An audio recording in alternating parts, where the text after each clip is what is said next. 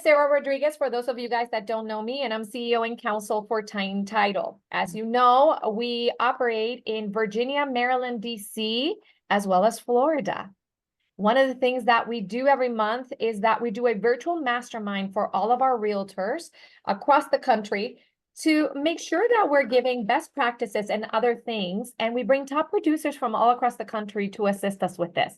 Today, I'm super excited because we have NAREP Royalty. Now, I know a lot of you guys are not NAREP members. NAREP stands for the National Association of Hispanic Real Estate Professionals. But as you know, I'm a very proud member of NAREP. And joining me today, we have Ms. Daisy Lopez-Cid from Orlando. She was a past national president, also known as the People's President. She was known as the People's President, not only because she's an amazing broker owner of a RE/MAX franchise, but because she's always providing value to those around her. They call her the People's President because she's always trying to make sure that those realtors and real estate professionals around her are always elevating their business. We want to make sure that as real estate professionals, especially in this day and age, we are coming out with our best face. As well, we have Mr. Jona Gamboa, who not only has a thriving business in Florida, in the Tampa area, but also has an incredible top producing team in Utah. So he can help assist you all the way from the West Coast to the East Coast. Mr. Jona Gamboa is also a very great story. He was, in Utah for a long time, had a top 250 in the nation team, did really, really well. And then a few years ago, decided to transplant himself and his family to Florida. Most people would say, well, there's no sphere there. He doesn't know. But guess what? He's still in the top 250 because he is able to bring all of those amazing prospecting skills and marketing skills from Utah to Florida and be able to thrive his business. Now, before we get started in unlocking those incredible niche markets that we're going to talk about, we have a little housekeeping. First of all, I want everybody again to make sure that you are giving your business. So go ahead and put your information in there so that you guys can, give business to each other across the country. Number two, if you have any questions, put them on the chat or raise your hand and I can ask it for you or we can bring you into the conversation. This is a mastermind for you guys. So go ahead and ask as many questions as you can. Before we get started on our topic, though, we are going to take 10 minutes and we're going to talk about what has the real estate industry in sort of a panic. As you all know, NAR settled the lawsuit that had to do with commissions.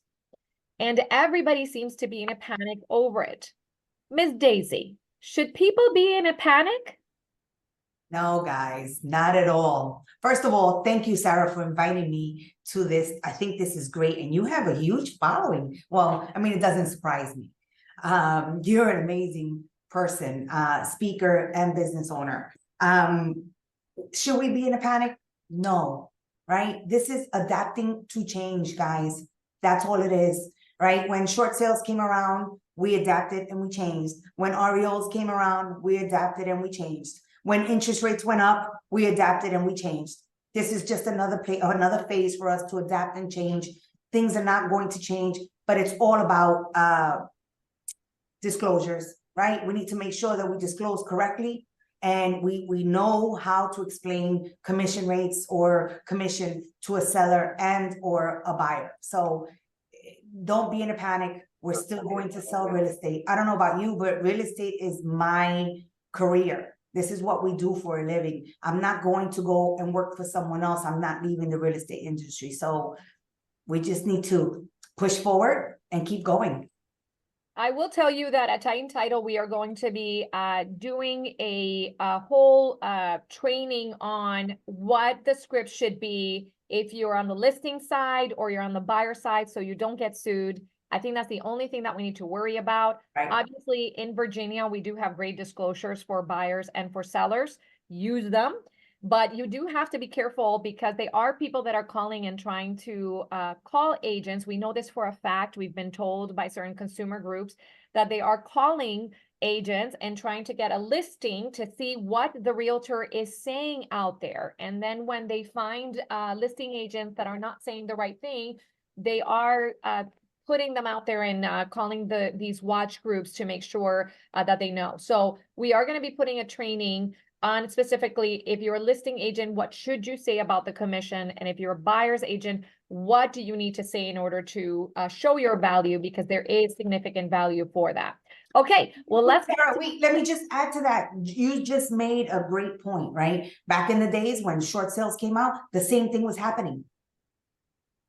Same thing was happening. So they were calling up the agent to find out how they explained what a short sale is. So it's nothing different, guys. It's adapting and changing. So let's not be afraid. Let's grab the bull by its horns and let's get with Sarah. Make sure that you know what's going to get you in trouble and what's not, and keep moving forward.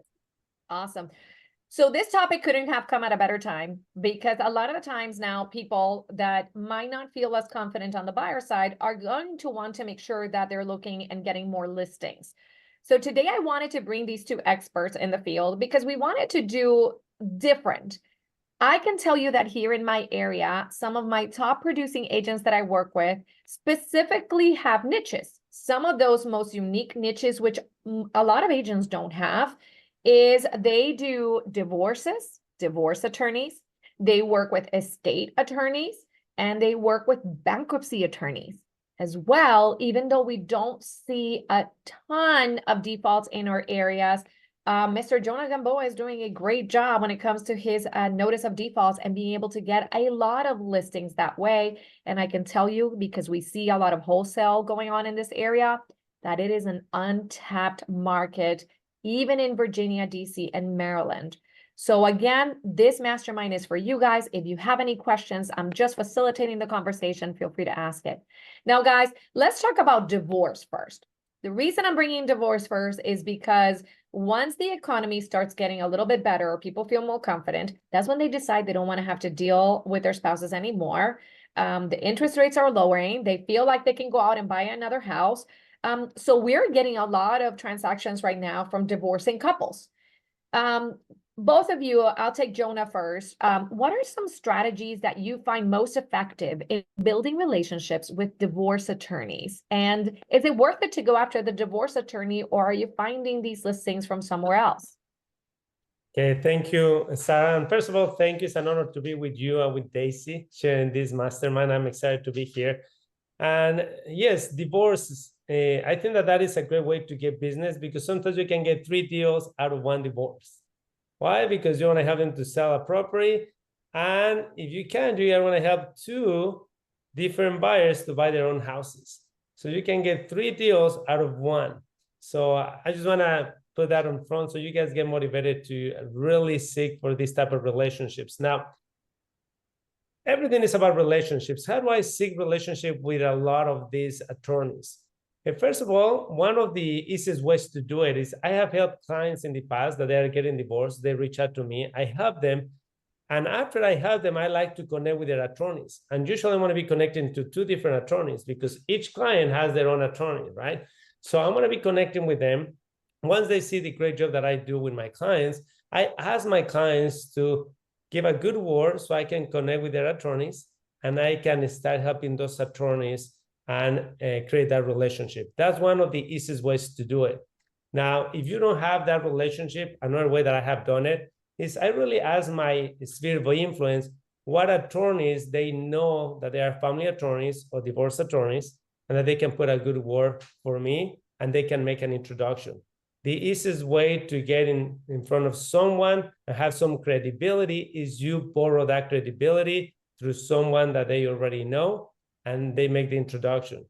The third way that I have done this, I host monthly seminars with clients. And sometimes I have invited attorneys to come and present and do a little 3 to 5 minute speech, or sometimes to teach a class. And when they go to these events and they see the group of people, usually I have between 40 to 100 people on these events, they are like, you know what, you are successful. I want to work with you. And they want to reciprocate, sending business my way. That's how I started building business with this type of attorneys. I love that. And you know what? I love, Jona, that you've called it family law attorneys. Because that's, a lot of the times people who do divorces are actually family law attorneys. And these family law attorneys can actually do more than just divorces. So being able to bring them, talking to them, saying, hey, I'm putting together a seminar. I would like for you to speak with something that you guys get a lot of questions about. It's a great way to start creating relationships in that industry. What about you, Daisy? Oh, I'm going to talk to those that do not have relationships with bankruptcy attorneys, right? And if you want to get into that niche, then you need to knock on doors, right? So what does that mean? You need to go through your list, find your divorce attorneys in your area, send out those letters, send out your business cards, invite them out to come and meet you, have an event. Brian Buffini loves to do events from 10 to 15 people, right? I would say all attorneys, invite them, come on in. That's where you're going to meet them. That's where they're going to meet you. You can talk to them. Your clients, of course, they're going to refer you. When they refer you, that referral is a little stronger than just meeting them, right? Just sending out letters. But if you're not in that niche, you need to start somewhere. And by starting is sending out those letters, inviting them to come out and speak, just like Sarah said. Have a small attorneys event, right? That's going to get you a long way.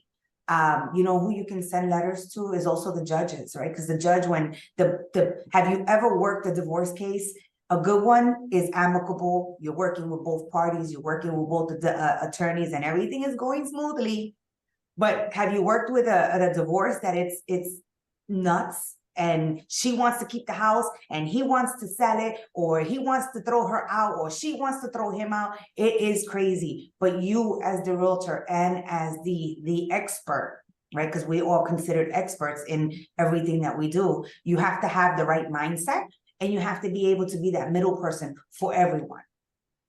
And I love that you're talking about, mindset and the middle person, because I think that, like you say, a lot of the times there's a missed opportunity, right?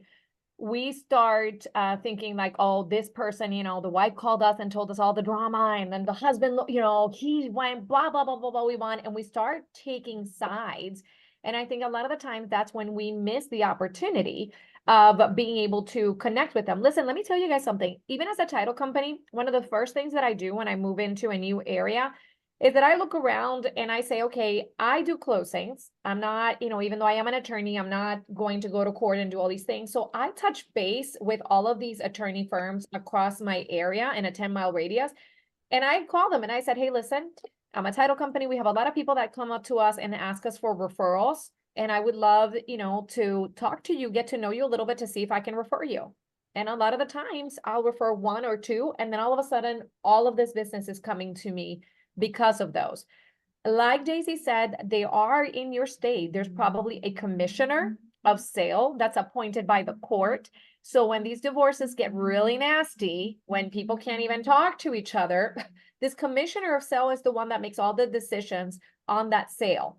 Being the top two person for that commissioner of sale is a great way to get that business. In Now, Florida, it's the judge. Okay, well, there you go. In Florida, it's the judge. So it's about understanding who is the person in these bad divorce cases that are going to get that done.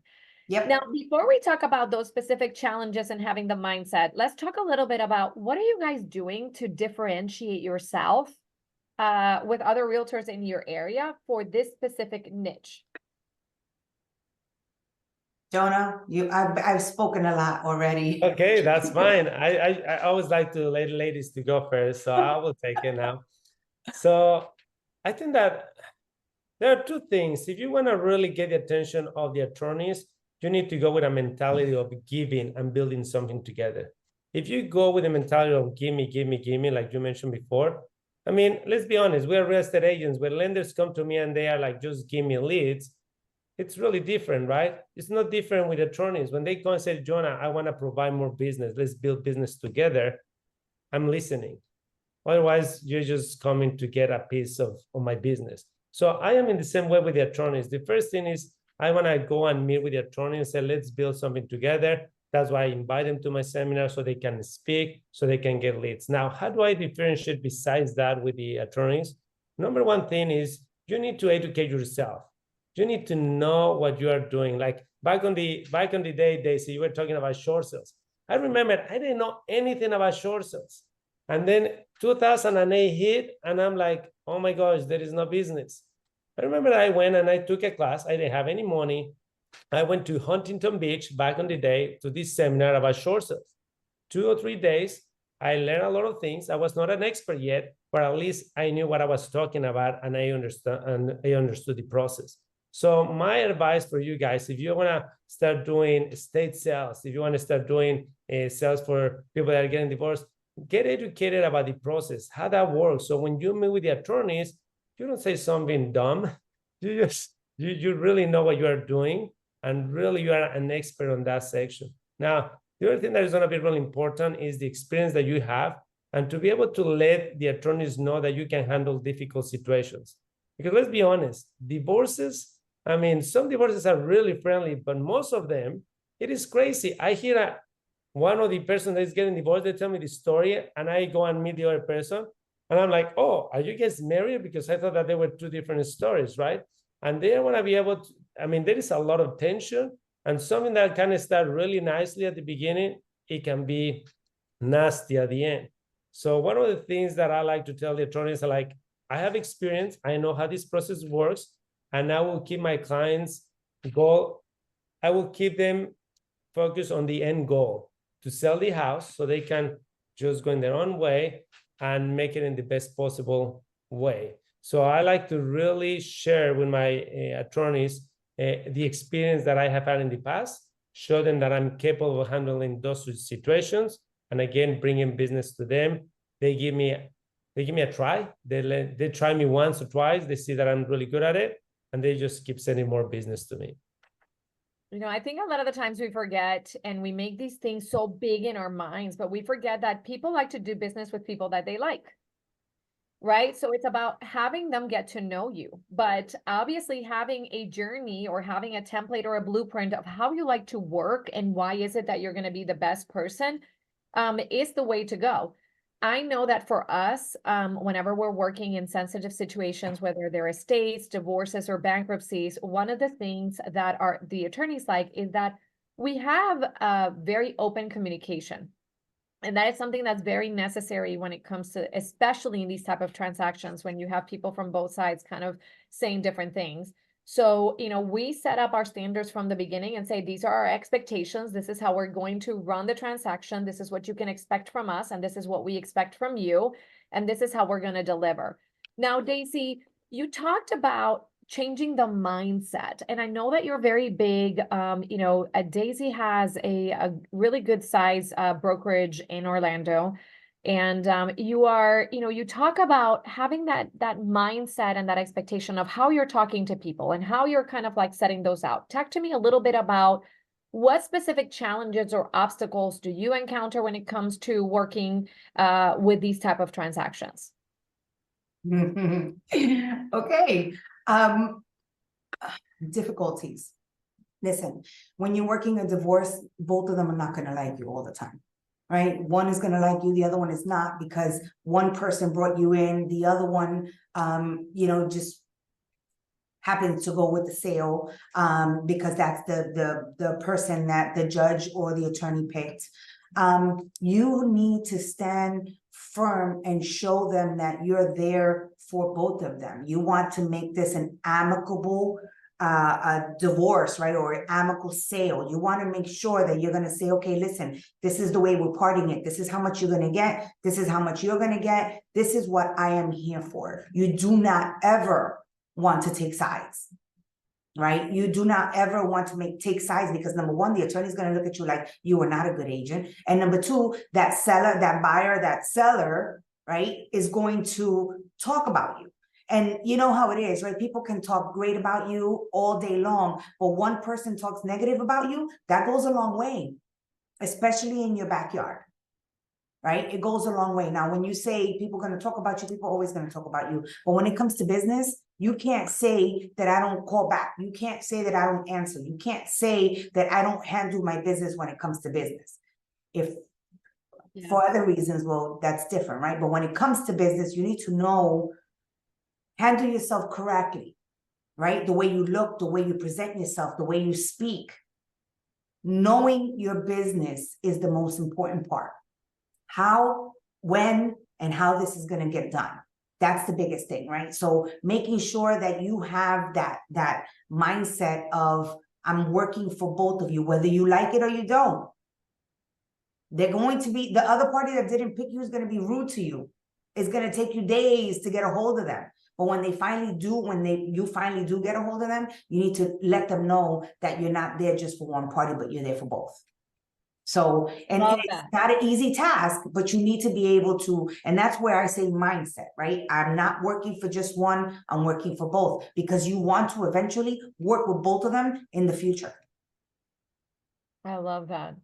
Jona, anything about challenges or obstacles that you have had working with either divorce attorneys or divorce couples? Really, it's the same thing. It is to make sure that they both know that you're working for both of them, and you need to keep everything confidential. If it is not anything related to the sale of the house, I just keep everything confidential, and you need to build that trust. And actually, I have a conversation with each one of the two parties, and I said from the beginning, look, I am a neutral party between you and your ex or your future ex. I cannot take sides. And I said to both, either the one party that called me or the other one. And I'm really clear about it. I cannot take sides because that's what you would like me to do if the other person hired me. So I'm gonna, you two are my clients, and I need to have fiduciary duty for both of you. So I cannot share any information, and I will tell you this part of the contract says that I have fiduciary duty with both of you.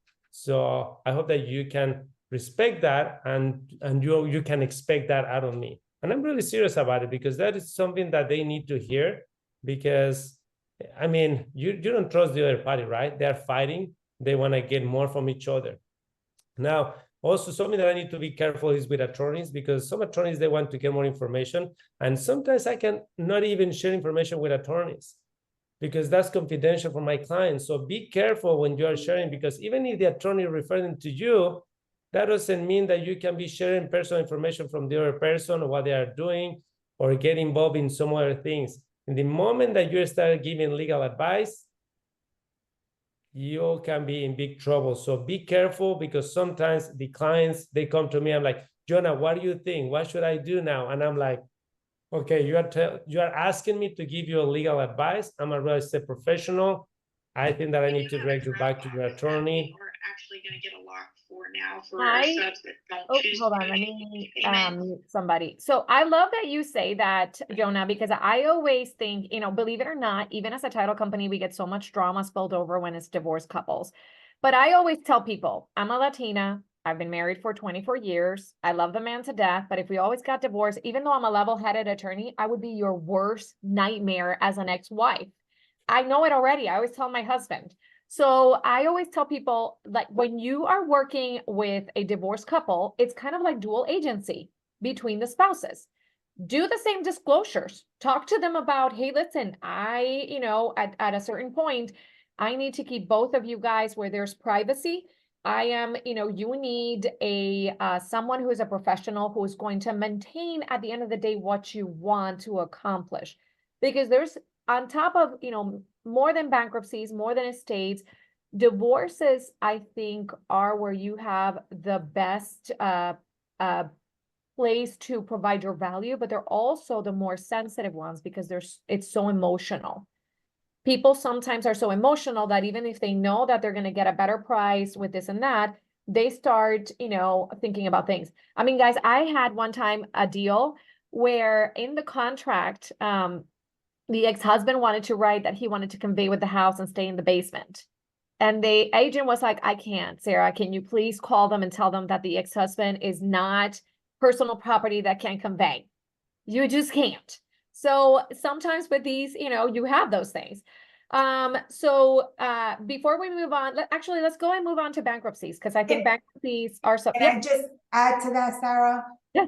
You need to be able to work with both attorneys, right? You need to be able to let them know exactly what's happening, not to just the one that hired you, right? I had a case where the husband was nuts. I mean, calling my office ridiculous, sending emails that were crazy. I'm going to sue you. I'm going to do this. I'm going to do that. His attorney saw everything that was happening because I was transparent with both attorneys. And ultimately, I just kept dealing with her. We closed the deal. and, you know, he had to do what he had to do, but sometimes it can get that crazy as well. But you need to work with the attorneys. They are not your enemies. They want this deal closed as well. And they will refer a lot of business to you. Exactly. Like I said, I had a deal where the ex-husband was living in the house. They wanted to get a divorce, and they weren't getting any, people would come and try to see it, but they weren't writing any offers.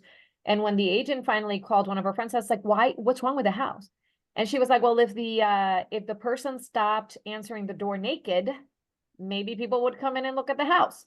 So we had to work through his attorney to try to make sure he was out of the house, to show the property. And, I had to do a lot of, getting in there and talking to people. But it is a great way. That divorce attorney to this day sends me at least 5 deals a month. I mean, it's like such a great source of business for me. So let's talk about one last thing before we move on to bankruptcies. As an attorney, I will tell you the best thing you can do when you are working with a divorced couple is that you want to get their property separation agreement or their divorce decree. It's important for you to let them know that you are not judge and executioner. So you cannot make sure the other party is doing what they're supposed to be doing, but the more information that you have, the easier it's going to be for you to be able to set those expectations. Because even if it is a bad transaction throughout, once the emotion comes out, they can be a great referral source for you. So let's talk about bankruptcies real quick. Can I share something really quickly? At the beginning, when I started divorces, I remember that a couple called me. They were friendly. They wanted me to sell their house. They didn't have the divorce decree. They were just starting the divorce process. When we started selling the house, they were all friendly. By the time that we needed to start accepting offers and all of that, they were fighting, and we have to wait for the divorce decree. So I agree with you, Sarah. The best thing is to have something in writing that we are going to be able to push the sale. Otherwise, you don't want to be under contract and then having sellers that they don't want to sell because you want to get in a big mess. So make sure that you have that divorce decree. Yep. And then when you have a couple that comes to you and they don't have a divorce decree, that's a great referral for you for that family law attorney, and say, hey, listen, you guys are friendly right now. Things can get a little bit difficult. Why don't you at least have a consultation with this attorney who can kind of like tell you what are some of the best practices so that this becomes a little bit easier of a transaction. Again, it's about setting those expectations. Hey, Sarah. Yeah. Can I just jump in with one thing really quick? So I was in BNI for a lot of years, and right, the cornerstone, and we can say whatever we want about BNI, but the cornerstone is giver's gain, right? And that is one thing that I totally pulled out of BNI that has been a game changer in my business. The more you give, the more you receive, right? Give to your referral network and they'll give back to you type of thing. So it really does work. Giving referrals works. Who would Absolutely. Who would think? Absolutely. You give a little, you get a lot. Yeah. You give a little, you get a lot. So reiterating that. Okay, sorry. No, that's awesome. Okay, well, let's talk about bankruptcy. Bankruptcies, let me tell you guys, I get about every single day, I get about 2 or 3 texts of people asking me if I can refer a bankruptcy attorney. Again, whether we like to hear it or not, and I know that at the NARB convention that we just had in DC, we had Fannie and Freddie and a couple of other asset managers talk about what foreclosures they are. And even though they call it little, they still have some that are coming down the pipeline. There's still a lot of people who haven't been making their payments. The economy is what it is. And we are seeing people declare bankruptcies. Bankruptcies can be different in any state that you are, but those are even better because you are working directly usually with the bankruptcy attorney or the bankruptcy trustee. Now, Jona, let's start with you again. Tell me a little bit about how do you approach these bankruptcy trustees? And then I'm going to go to Daisy to tell me what are some of the things that she does to differentiate herself. So these trustees really, I don't know, in Utah works a little bit different. Usually I create a relationship with the attorneys, and I want to refer me to the trustees, really. But the relationship with the attorneys, I usually build it the similar way as divorcees, like attorneys that they work or family attorneys. I approach them is I invite them to have seminars together with me. That's the best way because I'm giving. The same thing that Peter, you, Sarah, Daisy have mentioned. I invite them to put seminars together about bankruptcies. Is bankruptcy the best solution for you? And people come because there are a lot of people that are interested in getting those topics. I also have some radio shows.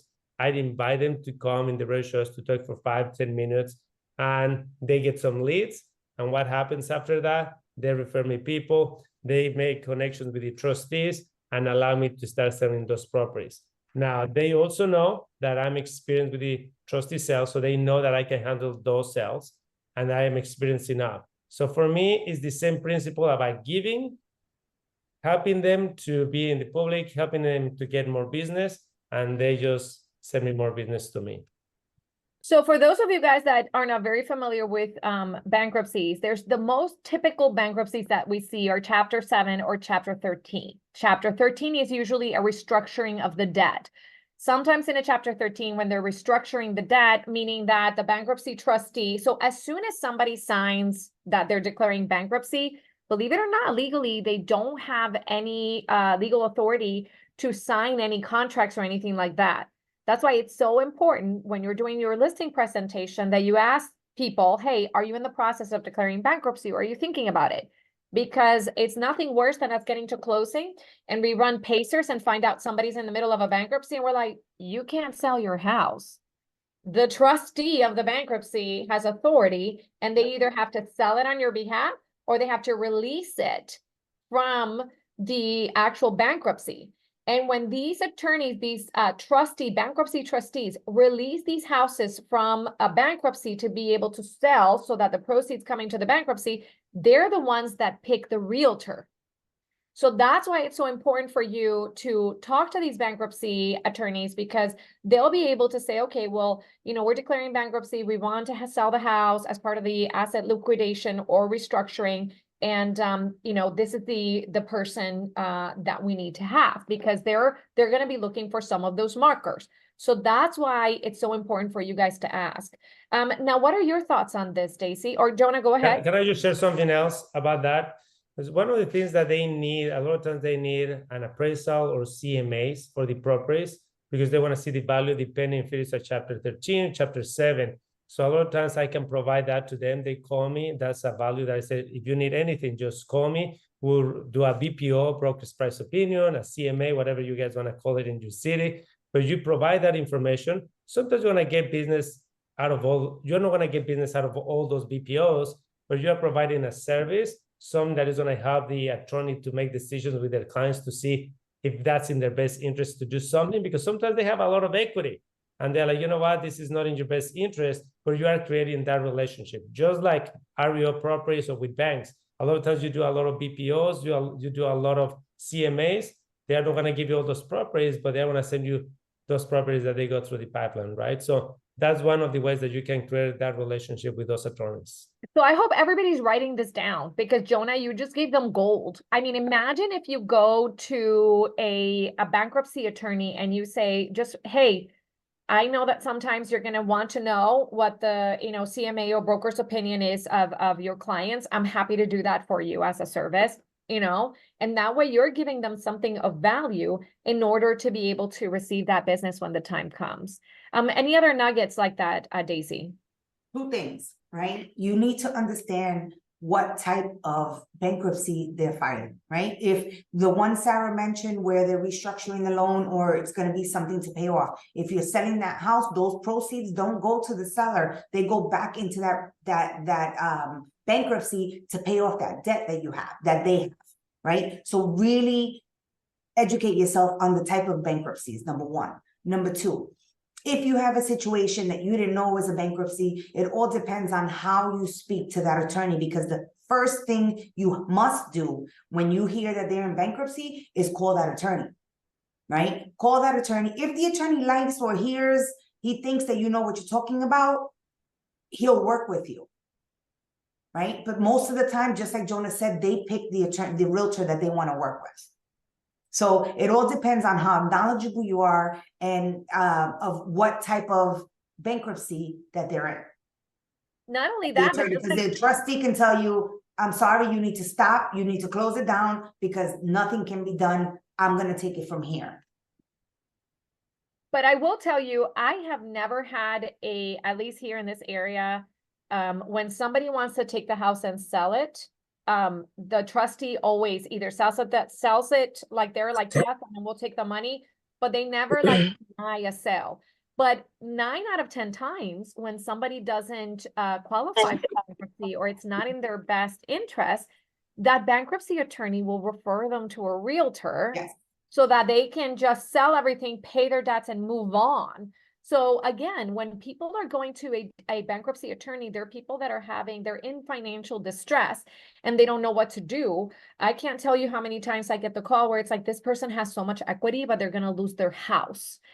So it's 11:38. I want to pivot real quick to notices of default, just because I'm seeing an incredible amount of wholesales going on. But Jona, tell us a little bit about notices of default and what exactly do you do with them? Or to get Okay, so that's how I started my business back in 2006. So notice of default, basically, as you guys are aware, notice of default, people receive that when they are behind in their payments. Usually, it's at least 3 months when they are behind their payments. That's part of the process that the banks use to foreclose on the properties. I know that there are some states that they are judicial, non-judicial. I don't know how it is in the where you guys are, but they're gonna file the notice of default. So it is one of the ways that you can reach out to people that are motivated to do something with their house.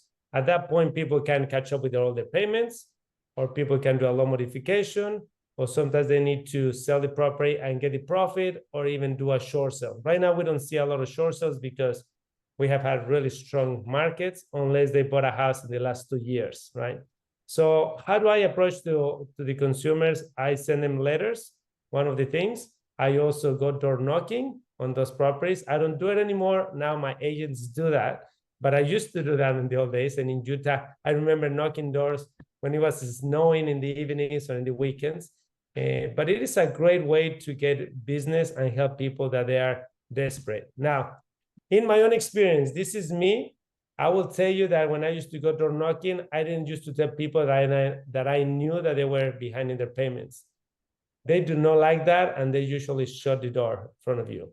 Usually, I just pretend that I was knocking in the neighborhood, and I used to tell something in the lines like, hi, I am Jona Gamboa. I'm a real estate agent with such and such. And I have some guys that they are really interested in buying a property in this neighborhood because they love such and such school. Do you know anyone that is looking to sell a house in the area? But they just say, no, I don't know anyone. I repeat, I affirm. And then I say, and by any chance, have you considered selling your house? And other times they just say like, well, how much do you think that it's worth? Now, sometimes they didn't tell me anything. Now, that's my own experience. I'm just sharing that with you because if I was right in front with them, a lot of times they were so mad or so embarrassed that they just shut the door and they don't want you to go and take advantage of their situation. That's just my strategy. So mailers, talking to them over the phone or door knocking. And believe me, they are motivated. Once you create some rapport with them, I just follow up until you are in the right time when they are like, I need to sell, because they are in denial. Most of them, they are in denial. You need to follow up, and when it's the right time, they can sell it. And here is another idea for you guys. You can either have them sell it, or maybe you can buy it and you have an investment property, depending on the situation. Now, be careful, give all the disclosures, and just talk to your attorneys about this or your brokers about it. I love that. I will tell you, a lot of my bankruptcy attorneys end up buying a lot of these these distressed properties when the person can't actually do the bankruptcy. They end up buying these properties. So it's a great way to get inventory. What are your thoughts on these notices of default, Daisy?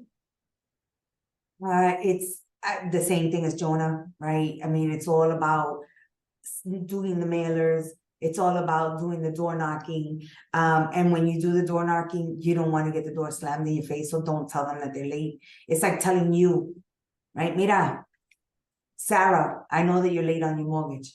I'm going to look at you like you're crazy. What are you talking about? You don't know anything about me. Slam the door, shut in your face. You don't want to embarrass them. And with those kind of notices, that's the last thing that you want to do. Even if you're trying to call them, that's not you want to try and get the sale. You don't want to embarrass them. I love that. I do see a couple of questions. I know that we discussed what the BPO was, but again, I am looking at it. So just make sure that you're putting any questions that you want. From me.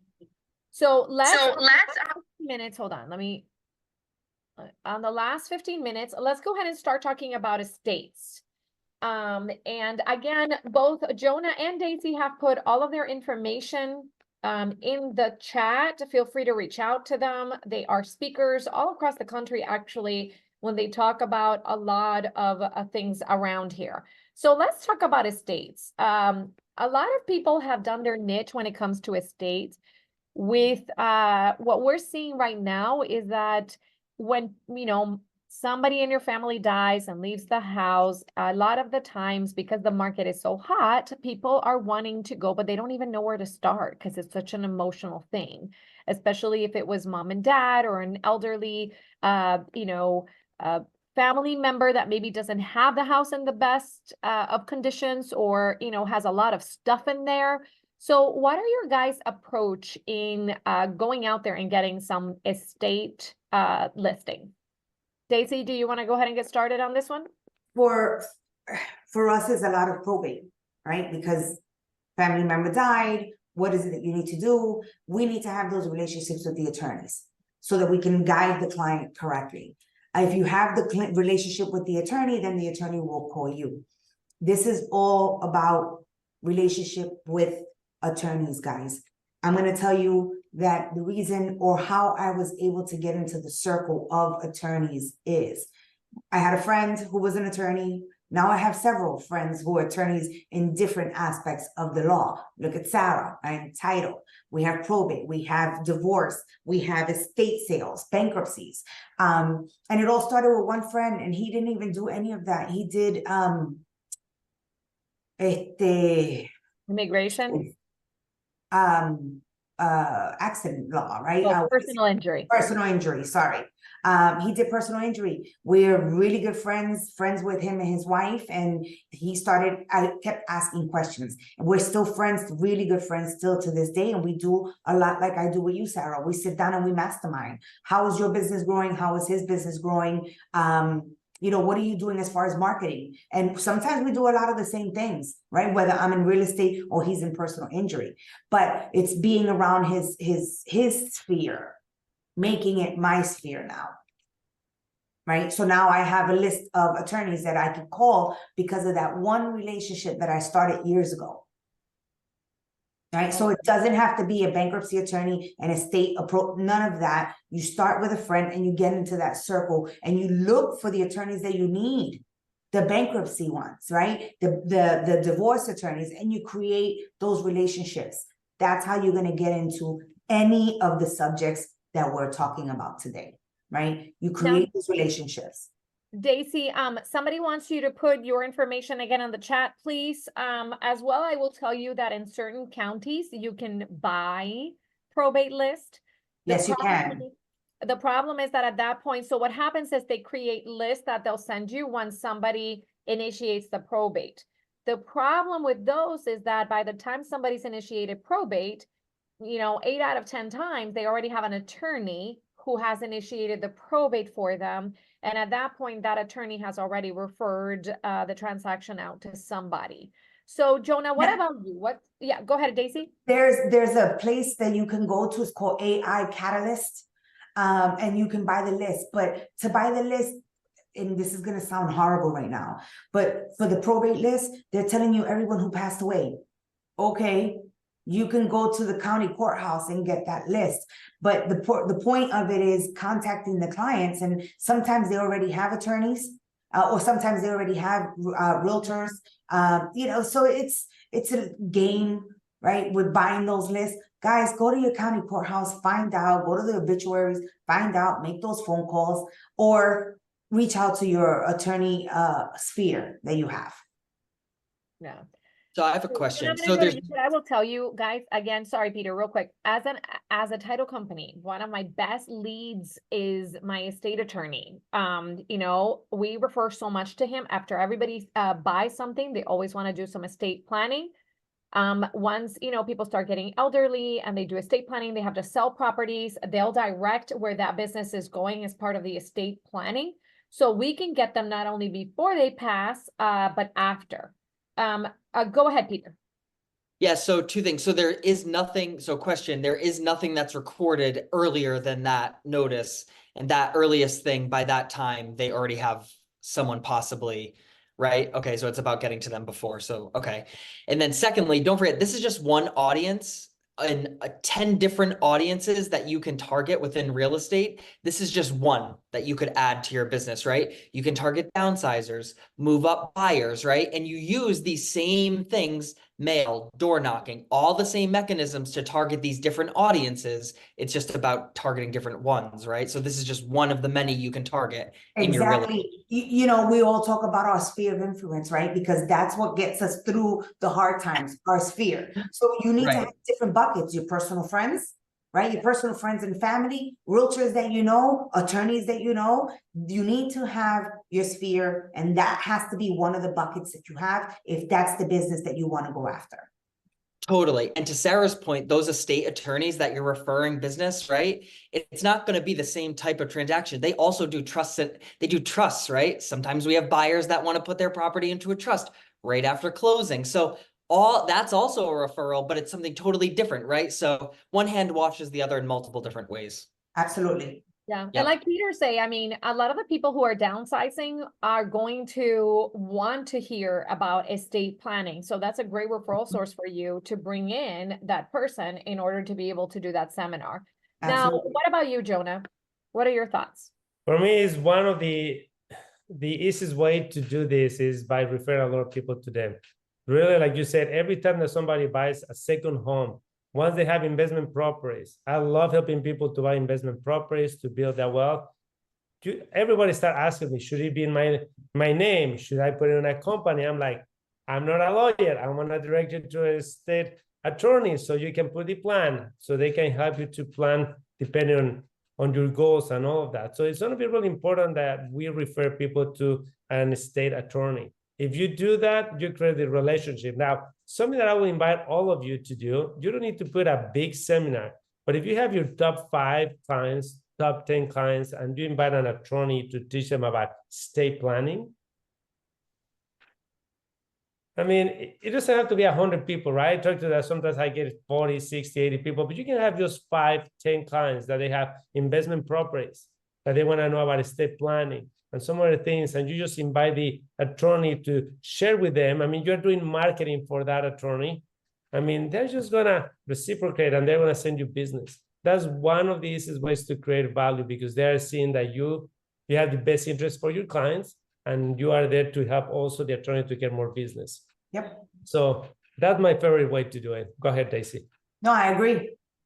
I will tell you guys, one of the things that I always do to keep myself like focused on that is that I have themes for the day, right? So on Mondays, I tend to call my VIP clients. On Tuesdays, I call for updates. On Wednesdays, I call new people that I haven't done business with. On I have theme days. And on my Fridays are my business partners. They're not realtors. And so what that does is that I sit down and I think about, okay, who do I know that has, anything that I can offer, like a contractor, a dog groomer, an estate attorney, a bankruptcy attorney. Okay, now I'm expanding to this. Let me have that call with them and chat and see, hey, what are you seeing? What are you going on? Because the more information that I get from out of what's going on in the world, the more opportunities and the more reasons I have to call my sphere without always having to be, hey, do you want to buy or sell? I know I called you last month, but do you want to buy and sell? No. I mean, right now, I'll tell you this. I know that the federal government just put out that anybody that has LLCs or other business entities has a mandatory federal requirement to register with the federal government. If you all have LLCs, business entities, and you don't register this year, you will have a $599 a day penalty. So what I'm doing is I'm calling all of my realtors and I'm saying, hey, listen, this is a great opportunity for you to call your sphere. You call your sphere and you let them know, hey, I don't know if you know or anybody that falls under this, but if they do, have them email me and I'll send them the information. When you have them have their friends email you, that creates one for you to get a phone call or an email, and it creates more people to add to your CRM, which at the end of the day, your CRM is your gold mine. That's where you are going to be receiving all these leads. So it's about creating these opportunities.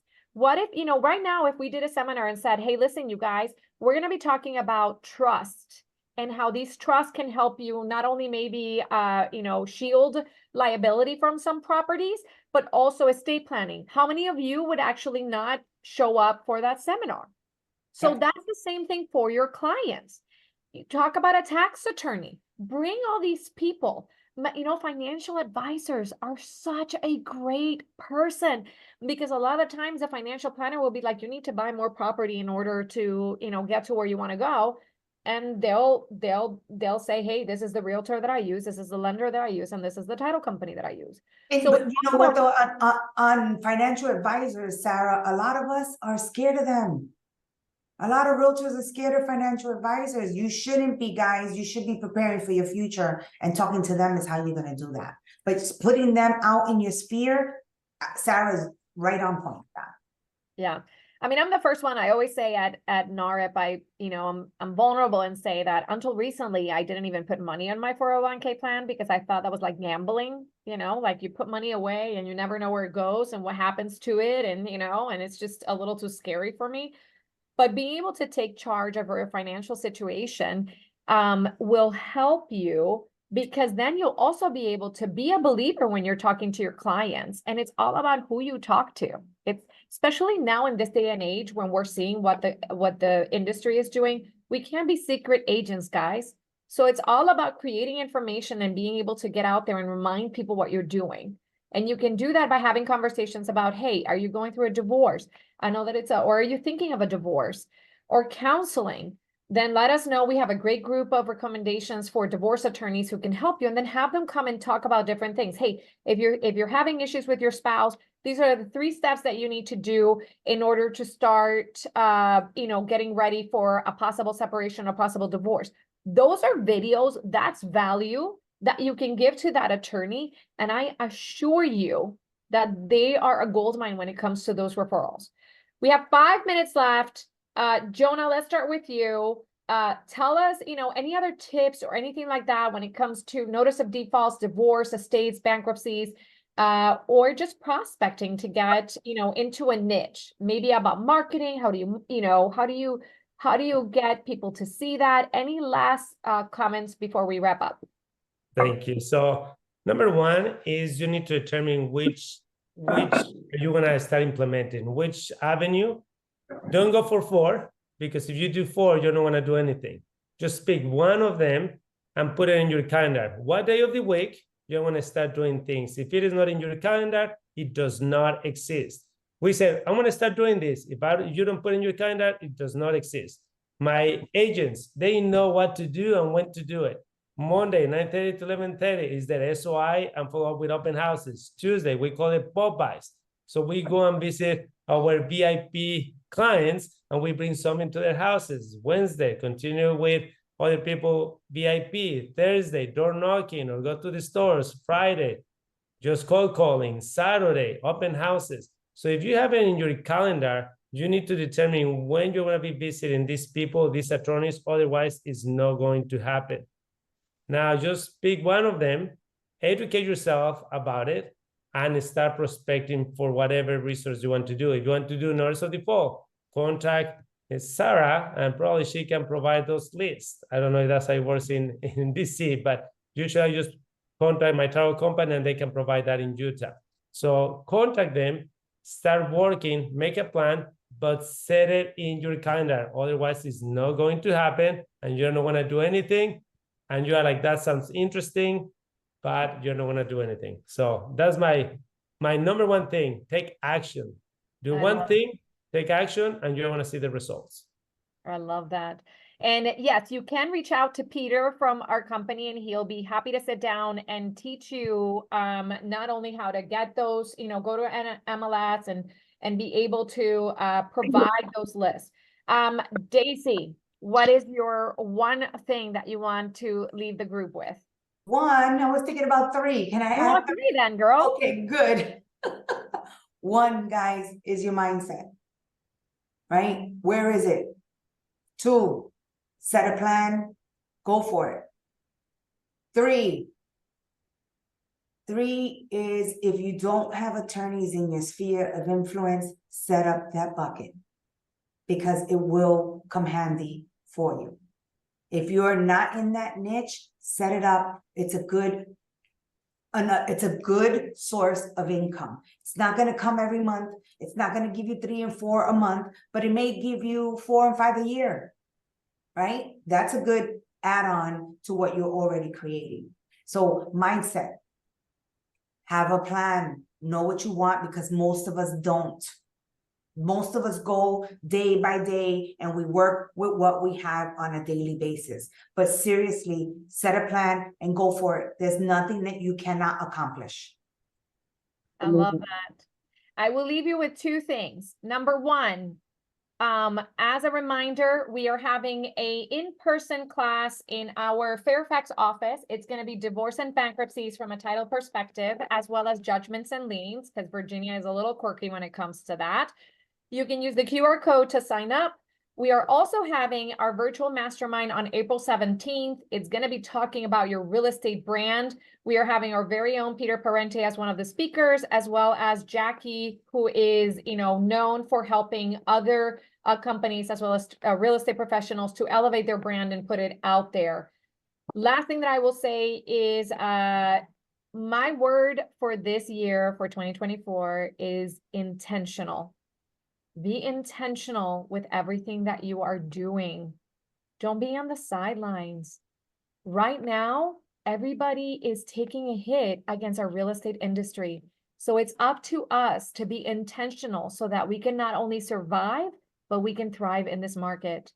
If you're intentional about the work that you do, the people that you call, and how you run your day, you will be able to come out winning in this market. As always, at Time Title here, we are here for you as a resource. We do have these virtual masterminds every month. I hope you guys enjoyed it. Have a great rest of your day. Thank you, Daisy. Thank you, Jonah, for your amazing contributions. We love you guys, and have a great day, guys. Bye. Bye. Thanks, everybody.